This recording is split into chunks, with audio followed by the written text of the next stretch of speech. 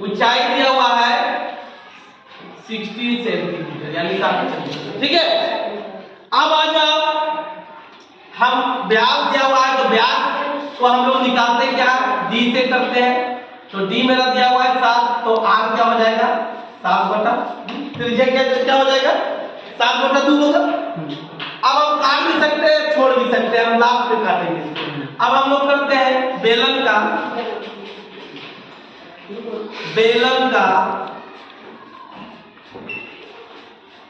आयतन बराबर पाई r square. तो 22 बटा 7 गुने पाई का मान कितना है, यदि आर का मान कितना है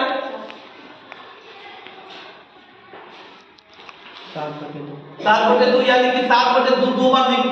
हाँ, सीधा सीधी है ना। h का मान कितना है 60 लिखो। एक साथ यहाँ कट सकता है, कटेगा ना, ये दो यहाँ से कटेगा, 2 1 2 2 1 तो यानी 11 होगा ना यहाँ।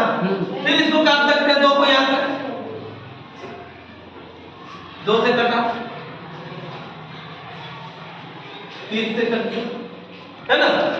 अब बचा क्या यहाँ 11 बचा, चलता नहीं 11 बचा है ना, गुने 7 बचा गुने 30 बचा, यही ना बचा। अब हम लोग क्या करेंगे, इसको गुना कर दो, 7 को 11 से गुना करो, 37 11 77 गुने 30। अब 7 दिया 21 के एक हाथ में रहा, 2 7 दिया 21 और 2 23, 0 लगा दो, ये हो जाएगा सेंटीमीटर क्यूब, ये आंसर हो जाएगा। तो आधार की परिधि और ऊंचाई के आधार की परिधि कितना है 11 सेंटीमीटर और ऊंचाई कितना है 4 सेंटीमीटर।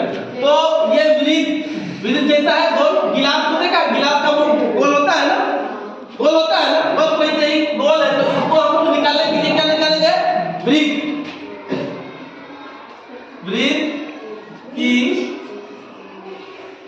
परिधि बराबर होता है 2 पाई आर होता है, 2 पाई आर होता है। ठीक है, अब हम लोग इसका दिया हुआ है, परिधि कितना दिया हुआ है 11 दिया हुआ है, 11 लिख बराबर यहाँ 2 इंटू पाई का मान होता है 22 बटा 7 और आर मिला ऐसे ही रहेगा, आर हमको निकालना है ऐसे ही रहेगा।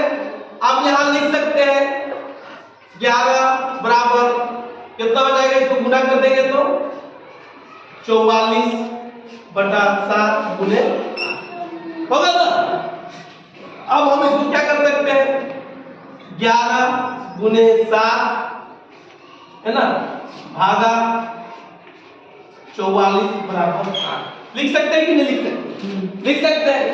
11 चौका 44, 11 चौका 44, 11 चौका 44 होगा ना। तो हम लोग यहाँ लिख सकते हैं r बराबर 7 बटा 4, कितना लिख सकते हैं r बराबर 7 बटा 4। अभी हम इसको काटना नहीं चाहते हैं, छोड़ देते हैं, बाद में काटेंगे। अब हमको निकालना क्या है बेलन का आयतन, तो यहाँ लिख दो बेलन का आयतन बराबर होता है pi r square h, pi r square h होता है ना। तो पाई का मान 22 बटा 7 गुने आर का मान 7 बटा 4 गुने 7 बटा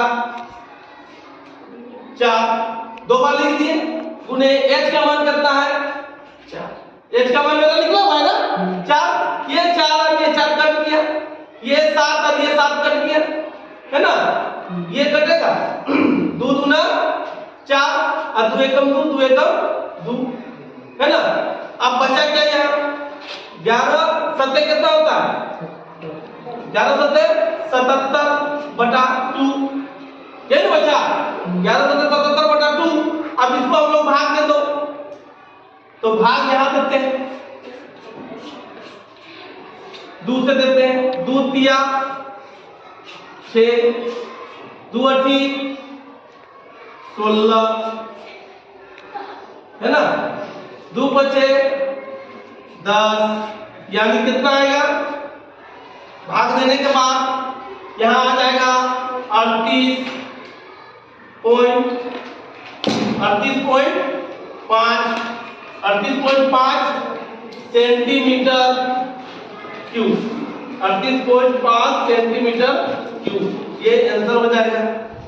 भाग देने के बाद कितना होगा 38.5 सेंटीमीटर क्यूब। आधार दिया हुआ है यानी कि परिधि दिया हुआ है, तो ये जो है वृत्त का परिधि दिया हुआ है, तो हम लोग वृत्त का परिधि पहले निकालेंगे। वृत्त का परिधि बराबर होता है 2πr। क्या होता है 2πr। ये परिधि मैंने कितना लिया हुआ है 88, इधर 88 बराबर 2 इंटू पाई का मान 22/7 इंटू आर, ऐसे ही रहेगा, आर ऐसे ही रहेगा ना।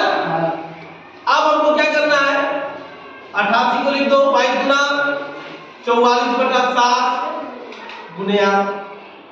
अब आर को अगर हम इधर ले आते हैं तो क्या हो जाएगा 88 है ना, होगा ना, गुने 7/44 होगा ना।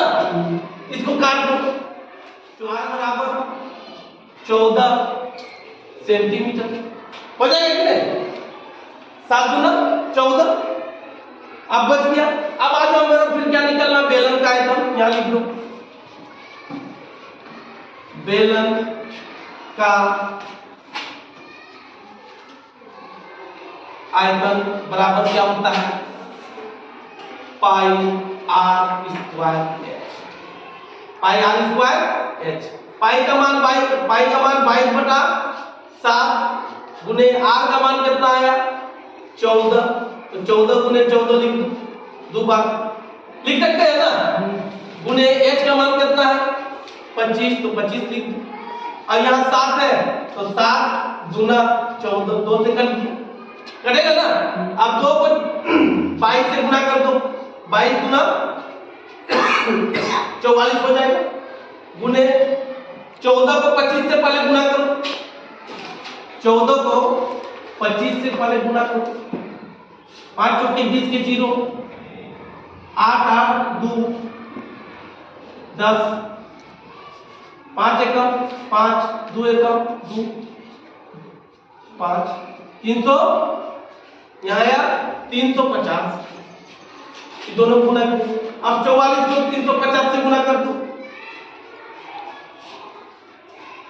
0 20 के 0 हाथ में रहा दो, 12 और 2 14, 0 5 के 20 के 0 हाथ में रहा 2, 12 और 2 14, 0 0 4 5 1, यानी 15,400 सेंटीमीटर क्यूब, 15,400 सेंटीमीटर क्यूब। इस तरह से आंसर आ जाएगा, ठीक है।